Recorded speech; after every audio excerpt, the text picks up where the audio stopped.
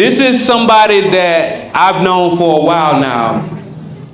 Has anybody heard of the barter system? I don't know if I've shared this before. Has anybody ever heard of the barter system? Yeah. When you think about the barter system, what do you think about? Exchanging, sharing, value for value. And when I grew up learning about observing the barter system in work, usually I would see it on a movie or a TV show. And what it would be is typically it was usually people that were very broke or poor, and they were bartering with each other because that's all they had to trade. If they had money, they would do it. But since we don't have money, let's share. Let me do something of value for you. You do something of value for me. And growing up, that's what I thought the barter system was. If you don't have money, then you barter. As I got older and as I started experiencing different social economic groups, from the multimillionaires to the multi-billionaires, that's when I discovered bartering. The higher you go up in the social economic ladder, that's where bartering exists. It's when you are lower, in a lower vibration, lower frame of thinking, that everything has to be in exchange of money. When I met Vince, all he did was give value. That's all he did. Hopefully, maybe tell the story one day, but I reached out to Vince. I was transitioning careers, and I said, Vince, let me shadow you. Within a week, I was at his house. I was shadowing him, and then at his house, he introduced me to his entire family. I could have been a killer. He introduced me to his family, right? All right, but that's when and then because he gave me so much value, all I do is look for ways to give Vince back value. And one of the valuable things I'm doing is let him talk to y'all audience. This audience, please give it up for Vince Perri. Appreciate you, man. Is it there, right? All right, guys, thank you so much for having me. Of course, when I go to speak, my voice is about to go, but that's all right. We'll get through it one way or the other. First of all, round of applause to Christina and Shireen. Honestly, great presentations. Shireen, your story is incredible. That's the true entrepreneurial dream. That is like the story of all entrepreneurs. What you didn't talk about is a lot more of the pain and suffering that you probably went through on a day-to-day basis. You skipped over all that part. But I'd like to have you on my podcast one day. I think it'd be really interesting. I live down in Tampa, so I'd love to have you on. It'd be really cool. Guys, I want to start with something very unique that you're not going to be expecting. I am a business broker. I am a business strategist. I like to specialize in really trying to get you guys set up for an exit. But I don't even say exit because if you can grow your business to sell, it's also a great business to own. But with that said, I want to get you guys in the right mindset. There is a framework that has really, really worked for me tremendously. The framework is very simple. It's SDE. Sense it, desire it, expect it. If you want to achieve anything that you want to achieve in your life, in your business, for your family, for your friends, for whoever, you guys have to visualize it first. Now I'm getting to the point, eventually we're going to talk about business, but it all starts with having the actual vision of what that business looks like. Having the actual vision of what your life looks like. But it's not just the vision. I've got a vision board. Who has a vision board? By the way, great tip. I got mine as my wallpaper on my phone, and I see it every time I unlock my phone. I've got it on my computer as well. But the vision is just one of the 5 senses. You have to try to get into the practice, and this could be called prayer, meditation, manifestation, whatever it is that you want, foo-foo, whatever, it doesn't matter. It works, guys. At the end of the day, it's science. We're all made up of cells and atoms, which is what? 99% energy. If you can get yourself in the right mindset and move your energy towards the direction that you want to get to, guess what happens? You get there. So I want you guys to get out your phones, pull out the notes app, if you don't have a pen and paper, and I want you to write something down that you really want to achieve in your life. Whether it's a dollar amount in your business, or whether it's a house that you want to buy, or whether it's a partner that you want to find, or whether it's just something in your business that you want to achieve, I would like for you guys to write it down just so we could have it there. Okay? And then eventually you don't have to do the practice now. I'm not going to ask you guys to close your eyes and visualize or anything like that, but I would like for you guys to at least have it on your phone so you can get started. And the thing about sense it is, like I said, there's 5 senses. So I would like for you guys to just get into the practice of Not only visualizing it, but feeling it and touching it and smelling it. Like the whole thing, you want to be able to get in that moment. If it's a house that you're dreaming of, what color are the doors? When you walk inside, what color is the floor? Is it a wood floor? Is it a tile floor? What color is the paint? Is there texture on the paint? What's the smell that's coming out of the kitchen? Very, very important when you're trying to visualize success in your business. The D part is to desire it. You desire what you want to acquire, but what's even better is you desire what you want to acquire for others. So you have to think about that goal that you wrote down, and you have to think about how will that actually benefit somebody that you love, somebody that you care about, somebody that's close to you. Because that's when the true magic happens, is when you desire for someone that you actually care about. That's where the why comes in. And then my favorite of the three is the expected. It's already happened. It's happened already. Whatever it is that you wrote down, you have to walk, you have to talk, you have to act, and you have to live your daily life as if it's already happened. Okay? Every single day. It's done. I've already got the Corvette that I want to get. I already got it. I don't have it, but I'm going to have it. So I wanted to start like that because when you're thinking about your business, you have to make sure that you visualize it. You have to start with the end in mind. Okay? Now we're thinking into the future, and meditation, you want to stay present. And there's also a very good practice that was taught by Dave Sullivan of Strategic Coach. If you guys know who he is, he talks about the gap in the gain. Anybody heard about the gap in the gain? Where you can't think about the future too much, because as entrepreneurs, we're always thinking about the horizon. And sometimes the horizon just keeps going. You have to think about the accomplishments that you already have. So it's good to just visualize and already have the end in mind. It's very important, which is basically what we're going to be talking about. Is basically building your business for a 7-figure exit. The cute part here, though, is without ever selling. You don't have to sell. It's really up to you. If you could build the machine, if you could build the business the way you're supposed to build it, which is basically as its own product, I recommend a book called E-Myth Revisited, which basically teaches you to build your business as its own product. Like you take your business, you take all the systems and the employees and the processes and the marketing strategy and the sales systems and everything, you wrap it up into a box, you tie it up, that's your product. That's how you have to run your business from day one. So whether you guys have been in business for 1 year, 3 years, or 10 years, always have the end in mind. Always try to increase the value of that business, okay? Because the more that business could run itself, okay, the more valuable that business is, the more freedom you could have, and the more you could actually have the opportunity to get that 7-figure exit. How cool would it be is you work for 10 years and you have an opportunity to sell your business for $10 million. Most of you guys here are entrepreneurs or thinking about becoming entrepreneurs. Imagine the possibilities if you just had $10 million direct deposited into your account. Imagine, Randolph, what can you do to some of these people in here if they had $10 million, right? The options though, right? How you could use that money to make more money, it's very important. So, what do I got here? So let me tell you my story. The reason why I'm so passionate and I want to make an impact no matter what I'm teaching. I don't care if I'm teaching business, public adjusting, or freaking tennis. My passion is to make sure that I am very impactful, and I try to do whatever I can because I was a tennis coach for 15 years. I taught kids from 4 to 94 years old, and I taught elite athletes as well who played college tennis, played tournaments, and it was what I was the most passionate about was really like the mental toughness part and making sure that they could succeed and do everything that they possibly can. But what I learned through 15 years of teaching tennis is I'm able to take a complicated subject and simplify it in a way so that everybody could actually understand. 16 years of entrepreneurship. During a little bit of that time, I was a public adjuster. I also owned my own I owned my own tennis academy that I ended up selling because I had to move to Tampa. This is when I was living in Miami. And then I became a public insurance adjuster full-time, got my own company, Elite Resolutions, scaled it to well into the 7 figures. Now it's running smoothly. Public adjusting industry is it's a little tight, a little rough right now these days. 5 years ago, as a public adjuster, I read the book Crushing It by Gary Vee. Gary Vee says, give it away, all the information on social media, and give all the information away as often as you can. I had a failed YouTube channel with my wife, a travel channel. You guys can go check it out, Make It Work and Travel. It's not very good. I did all the editing and the shooting, not that good. But I learned how to use YouTube, and then I was like, wait a minute, I've been doing this for 10 years. Why don't I just start a YouTube channel for public adjusting?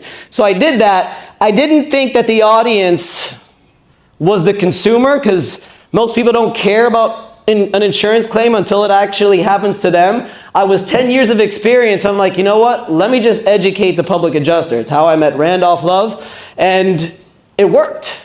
It sort of just grew from there. And the reason why I wanted to do it was because I wanted some kind of recurring revenue. Because in insurance claims, you don't get paid until you find a claim, and then the claim actually gets paid, and you're constantly in this like hamster wheel of trying to find more claims, and there's no consistency whatsoever, like at all. So I was like, how can I make public adjusting into a recurring revenue? My first idea was just to write a book, okay? But then with the YouTube channel, it ended up being a course, several workbooks, and now a mastermind when I teach other public adjusters throughout the country. And the beauty about it is, quite frankly, it's not a multi-million-dollar business, I will admit here, but it's a virtual business, which means I am well into the six figures, but I'm at about an 80 to 85% profit margin. So that kind of makes up for it. And it takes probably 1 hour a week from my time.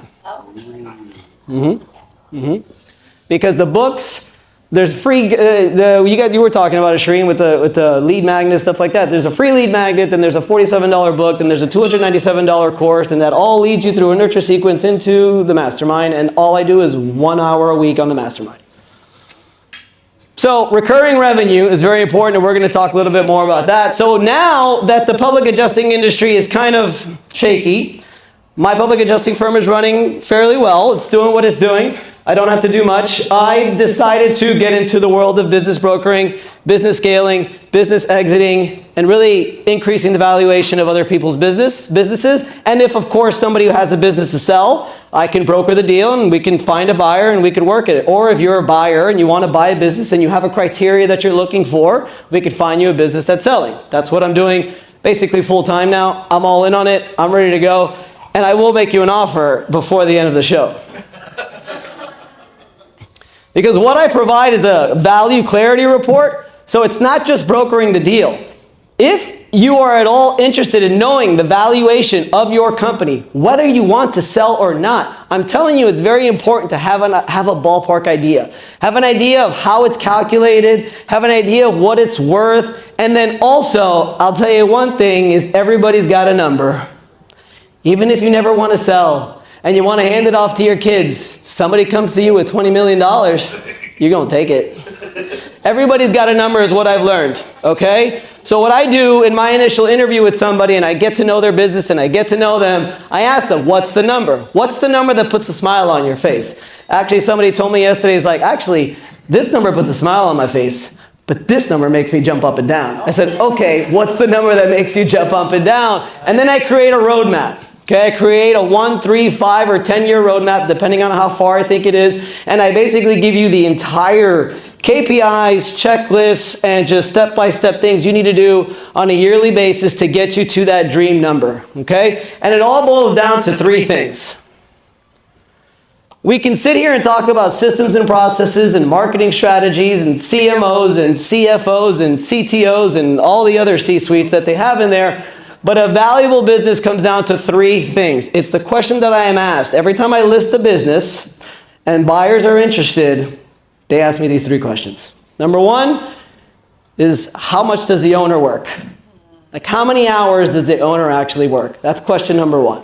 How involved? How owner dependent? I got a little thing here, right? How owner dependent, right? Is it very owner dependent? I've got a business, a plumbing company I literally just took off now because the guy ended up telling me he wasn't working at all, and he's like just a slave to the company. That's not good. So you need to get yourself away from the business. I'm going to teach you the coolest freaking thing on how to do that if anybody's here struggling. The next thing is the recurring revenue, right? I'm going to get you started. Start thinking about this now. Who was just talking about it? Was it you, Randolph, right? I think you talked about recurring revenue. Guys, doesn't matter what you sell. Who got that book? Where's the book? Did she leave already? Oh, man. Which one? It was 3. The last one, the build to sell. Who got it? That one. I'm telling you, that book will change you're in mitigation, right? What? Go give Randolph a hug right now. That book will change your business. I'm telling you right now, it's going to change everything. Like seriously, because what that book is about is a marketing agency. And it's funny, I asked Tara and she's up on it. It's about a guy who's got a marketing agency and he slaves and he does all this and he does all that, and he ends up basically narrowing down on one niche, and he's able to scale that one niche and build an entire business off of it. But recurring revenue is just finding the most important part of your service or a part of your business that you could actually have a subscription monthly fee that's coming in every single month, no matter what. That's the second thing that a buyer is looking for, consistent recurring revenue. And then the third thing is cash. Cash. It's got to be cash. Now I get it, end of the year, you don't want to pay taxes. Randolph's all about like, no, you ain't paying taxes, do this, do that. I got you. I mean, I didn't. Taxes do not exist. However, in the preparation of a sale, if you're going to do that, you better show cash. You better show profit, okay? That's all I'm going to say about that. So let's get cash out of the way. Basically, I'm going to give you this super simple way of the way we calculate a valuation of a company. It's basically your income as the owner plus the profit times a multiple. That's the simplest way. There's other things like taxes and depreciation that's included and discretionary expenses and stuff like that. But for the most part, how much cash does the company make and how much does the owner make? You combine that. That's relatively your SDE, seller discretionary earnings, and then you put a multiple on it. The multiple is the key though. If you're not profitable, if it's owner dependent and there's no recurring revenue, you're going to get a 2x multiple. If you've got the three things that I'm telling you about, it could be up to a 5, 6, 7x multiple, really depending on the industry. So it's very important that you guys make cash, okay? And have clean books. Clean books. You don't even want, I'm sure, Randolph, you see it too. Some of the profit and loss statements that I see are just like, how is this person even running a business? QuickBooks Online is not hard to use, okay? And I will advise you that you get some kind of financial person, bookkeeper that can help you. The best program and the best system you could ever use, write it down right now, buy it on Audible, buy it on Kindle. Profit First.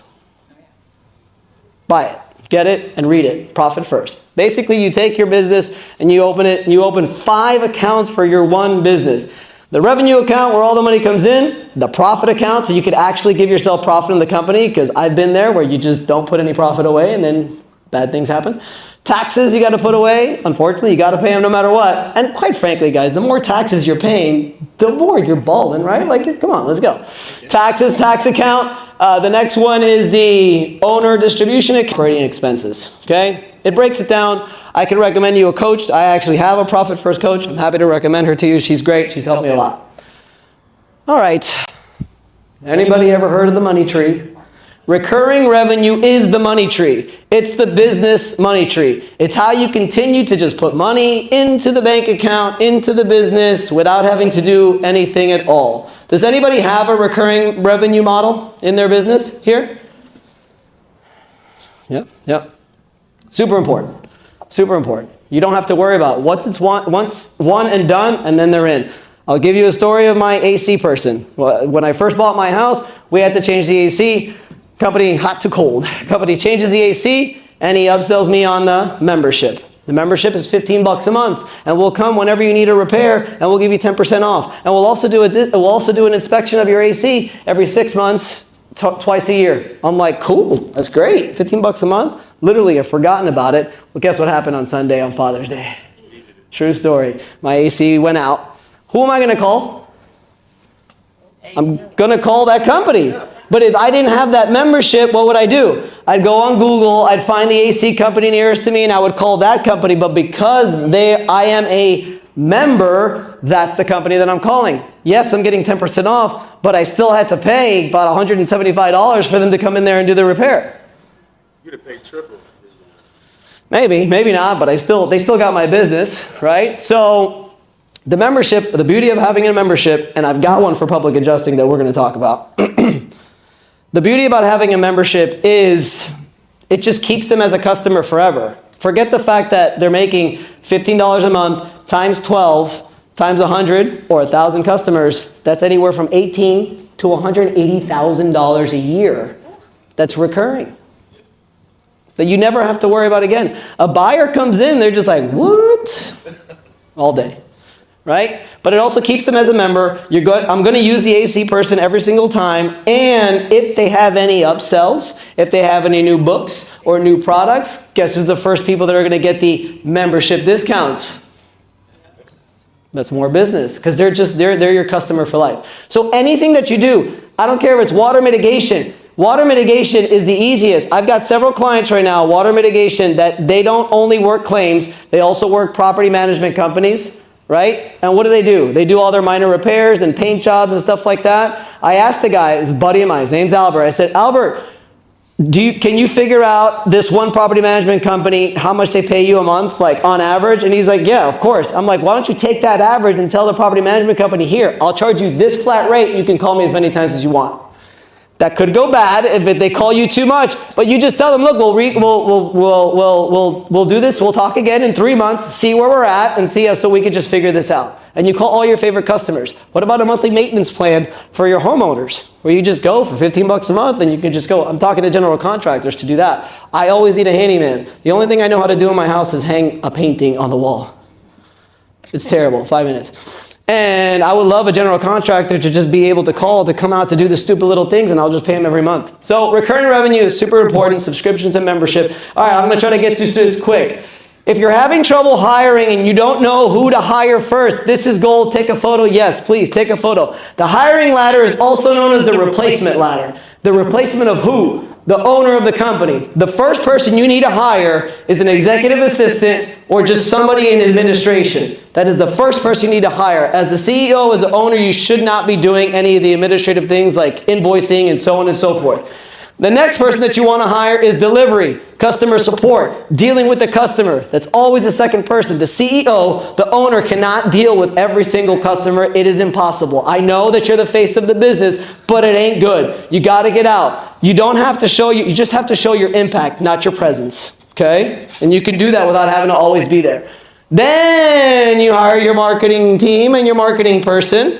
Okay? But before that, in all honesty, while you're doing delivery, when you get somebody for delivery and administration, then you could focus on the marketing. You could figure out what you like. I think it's always better to have a client that understands marketing, right? It's going to make you more successful. So get into the marketing, do the social media, and figure out. But then hire somebody to work on your website, hire somebody to make all your social media profiles and do all that stuff so that you could focus on the leads that come in and close. But then when you have enough leads coming in, then it is enticing for you to hire 2 salespeople to close all those leads. And then you can just focus on leadership. And as this scales here, the sales and marketing, because you've got the team to do it, then you start hiring more people here, and you can bring some of these people up into the leadership role. That's how you build a 7-figure business, right there in the ladder. Take a picture of it. All right, I'm done. No, I'm kidding. I should have dropped the mic right there, though. Everybody got it? So the most common objections that I get are like, oh, well, I'm not ready to sell. Doesn't matter. Now's the best time to prepare. Right now. Oh, my business isn't big. Doesn't matter. Now's the best time to prepare. My numbers are messy. Doesn't matter. Now's the best time to prepare. You got to visualize, guys. Visualize with the end in mind. Visualize the business. Visualize the life, because that's what you deserve. That's why we started the presentation with visualization. Your business grows without you. That's what you want.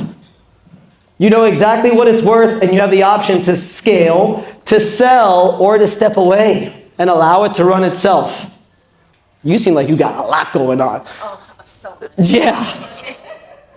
This is a life that starts with clarity, and that's exactly what I'm going to give you next. So I've got the Valley Clarity Report. What I basically do is I put 16 years of experience, and I have the most epic conversation with you for like an hour and a half. I truly enjoy it because I speak your language.